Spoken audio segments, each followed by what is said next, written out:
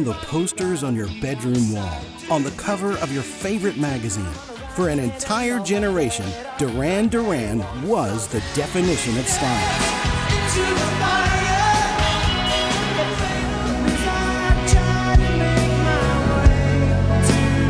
With their designer suits, perfect hair, and an air of sophistication, they were the pretty boys of rock. A pop fantasy so flawless it seemed engineered in a lab. To the world, they were the picture of perfection. But what if that image was a carefully constructed illusion? What was behind those smiles for the cameras? How did the lead singer of the world's most glamorous band nearly drown? Not once, but twice within just a few months. And what childhood trauma turned their guitarist into a ticking time bomb, using substances to mask a wound that never healed? And what made the band, at the very height of their fame, split into two separate projects?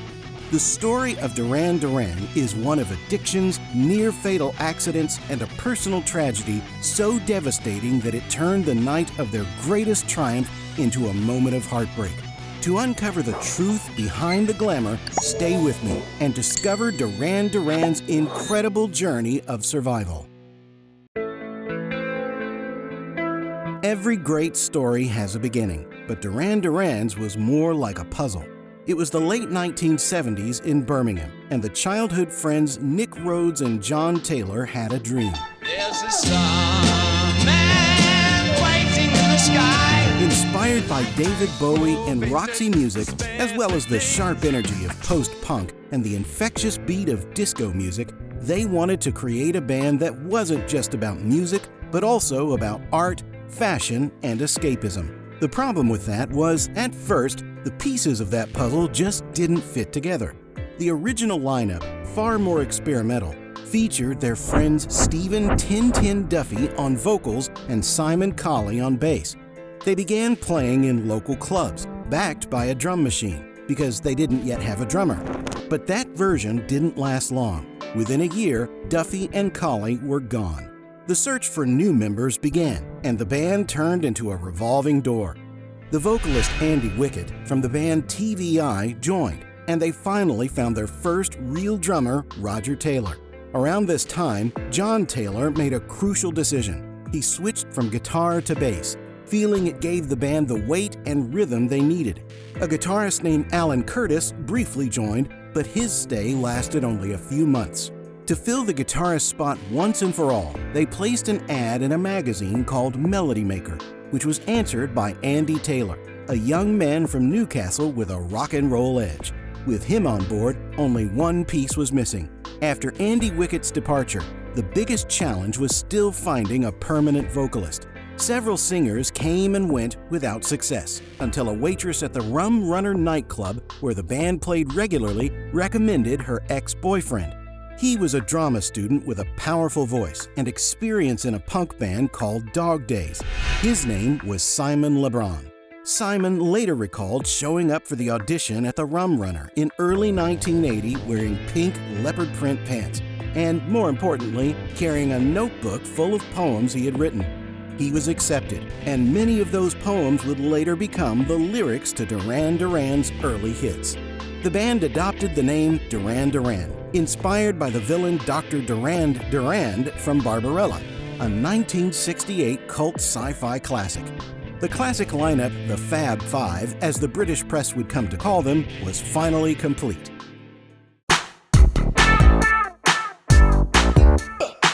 Duran Duran's sound was a captivating mix of pop, rock, and new wave. But their secret weapon was the image. They fully embraced the new romantic movement with its extravagant clothing and makeup, and became the poster boys for the style. More than any other band of their time, they understood that music was no longer just for the ears, it was also for the eyes. And a brand new American TV channel called MTV was about to give them the perfect stage for their meteoric rise. By the end of 1980, they landed a dream record deal with the giant EMI. Their self-titled debut album, released in June 1981, produced two singles, Planet Earth whose lyrics reference the term New Romantic as a somewhat opportunistic nod to the fashion scene, as John Taylor later admitted. And Girls on Film, which became a true turning point. Directed by the duo Godley and Cream, the video for that song was provocative, sensual, and, for its time, utterly scandalous. Many TV networks, including the BBC, either banned it outright or aired heavily censored versions. But what could have been a disaster turned into the best publicity imaginable. The song shot into the top 10, paving the way for their debut album, which spent an astonishing 118 weeks on the UK charts. Britain was conquered, but to dominate the world, they needed an even bolder plan. While other bands were filming low-budget videos, Duran Duran decided they wouldn't just make music videos, they'd make mini-movies. They hired the film director Russell Mulcahy, one of the pioneers of the music video format, and flew to exotic destinations like Sri Lanka and the Caribbean. It was there that they created the now legendary videos for Rio, Hungry Like the Wolf, and Save a Prayer, featured on their second album.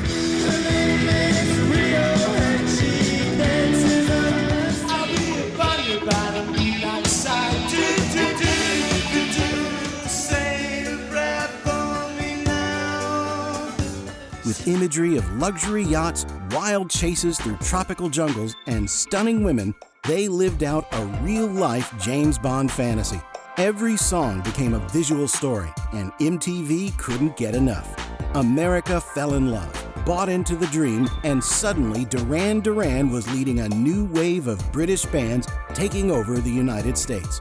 Screaming fans, sold-out arenas, magazine covers, and an overwhelming sense of invincibility. The world was consumed by Duran mania, and the band reached a new level of fame that rivaled Beatlemania itself. They were young, rich, and adored. But with money came unlimited access to excess, and one substance became as common backstage as synthesizers were on stage: cocaine. In his autobiography, John Taylor was brutally honest about what happened. The cocaine addiction took hold fast, becoming a crutch to cope with the pressure and the relentless pace of life on the road. The substance that had once seemed like a reward for success soon became a prison, feeding paranoia, arrogance, and reckless behavior.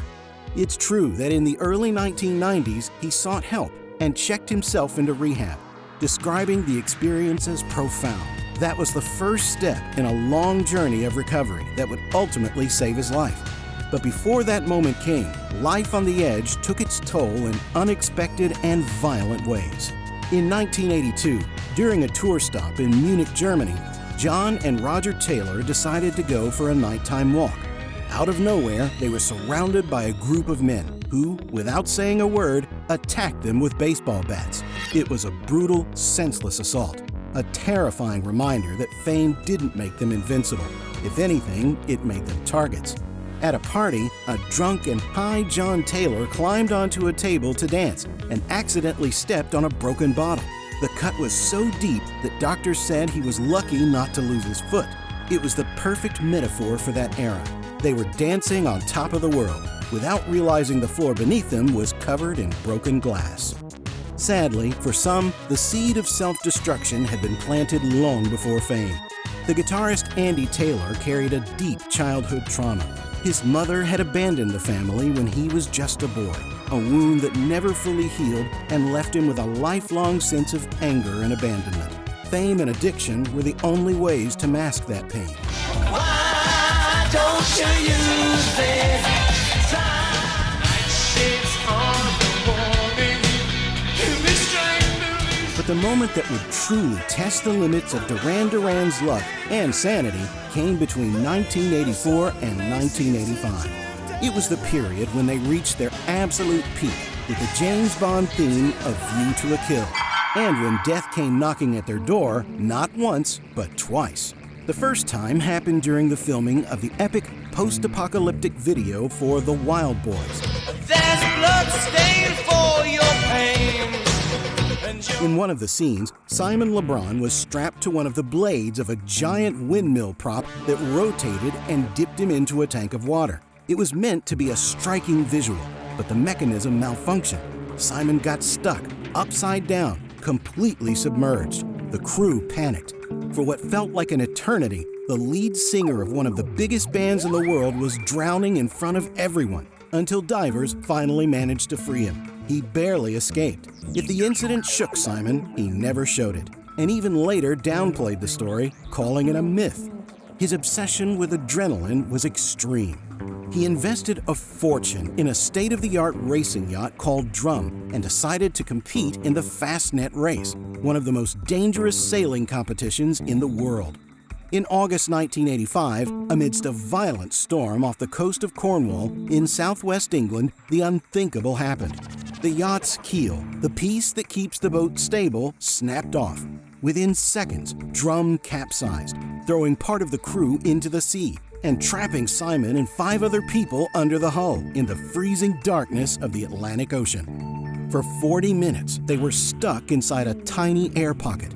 The water kept rising. The air was running out. It was a death trap. The rescue, carried out by a Royal Navy helicopter in brutal conditions, was nothing short of a miracle. When they were finally pulled from the hull, all were suffering from hypothermia. The news shocked the world. Simon later admitted that the trauma left him with severe post-traumatic stress, leading to insomnia. 1985 became a year of trials that culminated with the band's performance at Live Aid, which was meant to be a triumphant moment. Exhausted, disconnected, and still reeling from recent traumas, they delivered a weak performance. The most infamous moment came when Simon LeBron, while singing A View to a Kill, hit a disastrously off-key note that went down in history as the bum note heard round the world. That performance would mark the last time all 5 original members shared the stage together for more than 15 years. Duran Duran split into 2 parallel projects. On one side, Simon LeBron and Nick Rhodes, joined by the drummer Roger Taylor, formed Arcadia, a more artistic and experimental endeavor. On the other, John and Andy Taylor teamed up with the singer Robert Palmer and the drummer Tony Thompson from Chic to create the Power Station, a band with a much heavier rock sound. It became a battle for the soul of Duran Duran. One fought not in private, but on the charts. In the end, neither side truly won. Roger Taylor, exhausted by the pressures of pop stardom, retreated to a quiet life in the countryside. Andy Taylor, increasingly disconnected from the band's evolving sound, left to pursue a solo career. Although it felt like the magic had been broken, with the group now reduced to a trio, Simon, Nick, and John, Duran Duran was far from finished.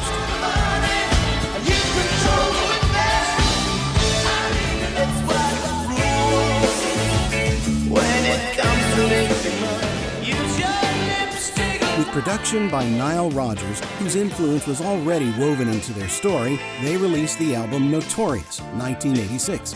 With its sophisticated, funk-driven sound, the record proved that the band's creative energy was still very much alive. But while Duran Duran struggled to stay relevant, their personal lives were falling apart. John Taylor's marriage to the actress Amanda de Cadenet collapsed, largely due to his addiction. Nick Rhodes also saw his marriage to Julie Ann Friedman end in divorce, and tragedy struck Andy Taylor's life in a particularly cruel way. His wife, Tracy Wilson, was diagnosed with severe postpartum psychosis, a terrifying mental illness that plunged the family into a period of darkness and fear. It seemed like the end of the road, but Duran Duran had always been a band of comebacks. And if they taste the same, would you love again?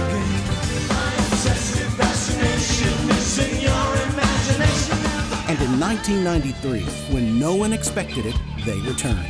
Now as a quartet, with the guitarist Warren Cucurullo bringing new energy to the lineup. In a world now ruled by the angry sound of grunge, they released the Wedding album, named after its cover, which featured wedding photos of the band members' parents.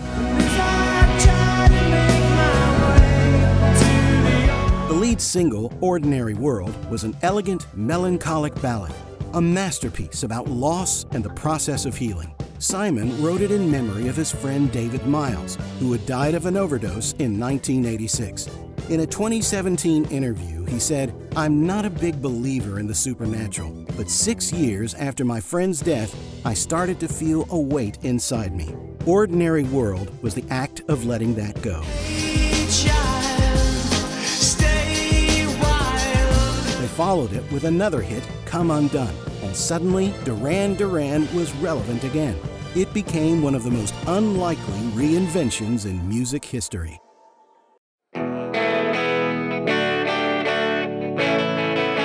The Wedding album marked a creative rebirth and a huge leap in quality, paving the way for what fans had long dreamed of, the reunion of the original lineup.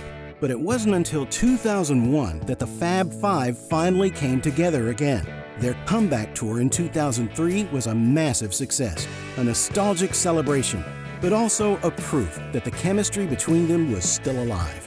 It's true that since the 1980s, Duran Duran had continued releasing remarkable hits, like Perfect Day and White Lines from the covers album Thank You, Out of My Mind from Medazzaland, Someone Else Not Me from Pop Trash, and Reach Up for the Sunrise from Astronaut. Such a perfect day, you just keep me. I've got to get you out of my mind. The following years brought stability. The band kept recording and touring, but in 2006, Andy Taylor left for the second time. Once again, the split was blamed on an insurmountable rift and creative differences. Still, Duran Duran's trajectory would still take a few more hits. The first blow came in the form of a painful legal battle. In 2016, the band tried to use a U.S. copyright law to reclaim ownership of their classic songs after 35 years. But their former label sued them in the UK and won. The British court ruled that the contract they had signed as young men took precedence, stripping them of control and future profits from their own creations. It was not just a financial defeat, but an emotional one. In 2021, tragedy struck again when their lifetime friend and tour manager Craig Duffy died in a car accident. But the most devastating news came in 2022. That year, Duran Duran was finally inducted into the Rock and Roll Hall of Fame, the highest honor a band can receive. It was meant to be their crowning moment, a celebration of their legacy, with all 5 original members reunited on stage. But Andy Taylor wasn't there. On stage, Simon LeBron read a letter Andy had sent. In it, Andy expressed how proud and happy he was about the induction, making it clear there were no hard feelings between him and his bandmates. Then came the heartbreaking revelation. For 4 years, he had been privately battling stage 4 prostate cancer. He explained that although treatment had kept him going, a recent complication had left him physically and mentally unable to travel for the ceremony. With his voice trembling, Simon admitted how hard it was to receive the news. "We love Andy dearly," he said on behalf of the band. "I'm not going to stand here and cry. I don't think it would be very appropriate, but it's what I feel like doing." What should have been a moment of pure triumph turned into one of the most bittersweet and emotional scenes in the history of rock and roll ceremony. And today, Duran Duran is still going strong, performing with the same energy as ever. The current lineup, Simon, Nick, John, and Roger, continues to tour the world, playing to sold-out crowds. They mix their timeless classics with new material, proving that their music transcends generations and continues to win hearts everywhere. Did you already know the story of Duran Duran? What are your favorite songs by the Fab Five? Let me know in the comments. And if you enjoyed today's story, don't forget to like and subscribe. Thank you so much for staying with me. I'll be back soon with another great story from the world of music.